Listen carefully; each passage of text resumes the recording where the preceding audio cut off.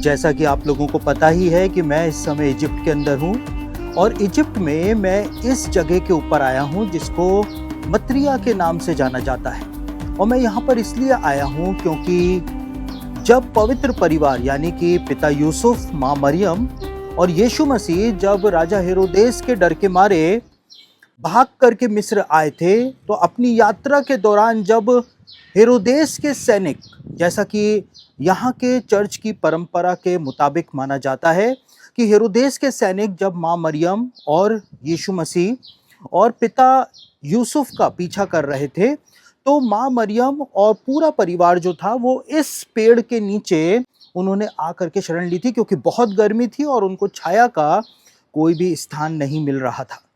और इसी वजह से उन्होंने यहाँ पर आकर के शरण ली थी इस पेड़ के नीचे। ये पेड़ जो है हालांकि गिर चुका है और 1658 के अंदर ये पेड़ जो था वो नीचे गिर गया था, लेकिन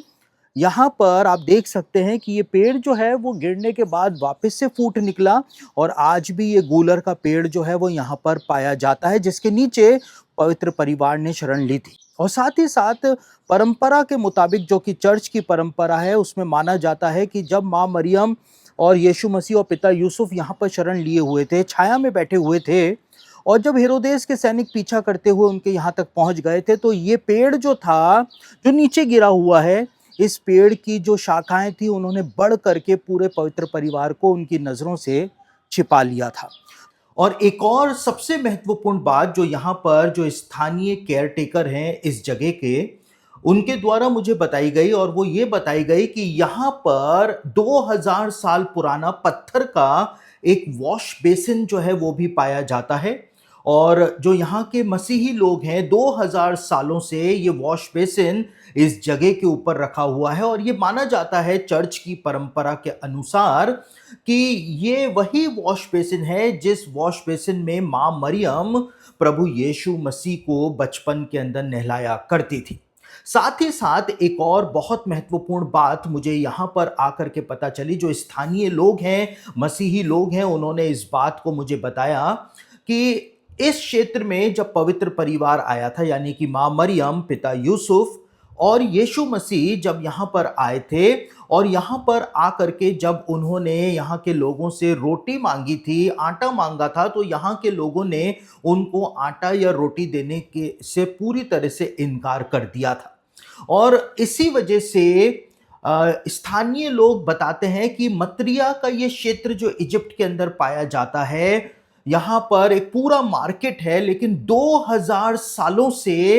ये मार्केट जो यहाँ पर पाया जाता है, इस मार्केट में एक भी बेकरी जो है वो नहीं पाई जाती है, क्योंकि आटे के अंदर जब खमीर को मिलाया जाता है तो 2000 सालों से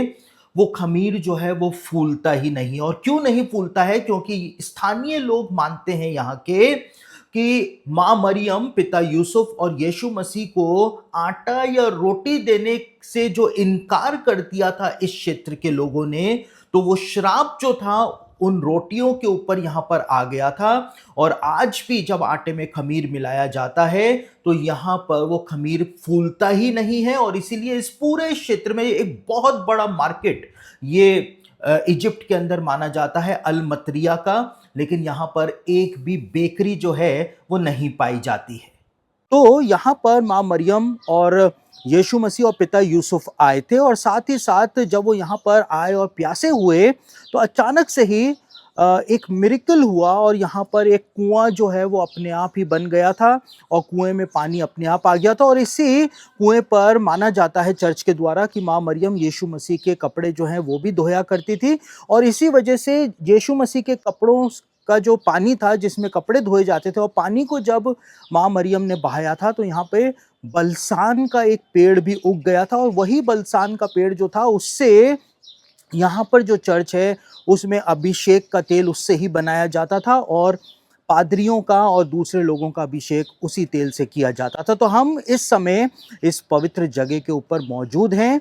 और यहाँ पर ये सब चीज़ें मैं आपको दिखा रहा हूँ ताकि आपका विश्वास दृढ़ हो पाए कि हम जिन बातों को बाइबल के अंदर पढ़ते हैं वो बातें जो हैं वो व्यर्थ नहीं हैं। और परमेश्वर ने अपने पुत्र को जब मिस्र भेजा था, तो मिस्र में जब पवित्र परिवार आया था, तो ये वो सारे डेस्टिनेशन थे जहाँ पे पवित्र परिवार रुका था और यहाँ पर आश्चर्य कर्म हुए थे।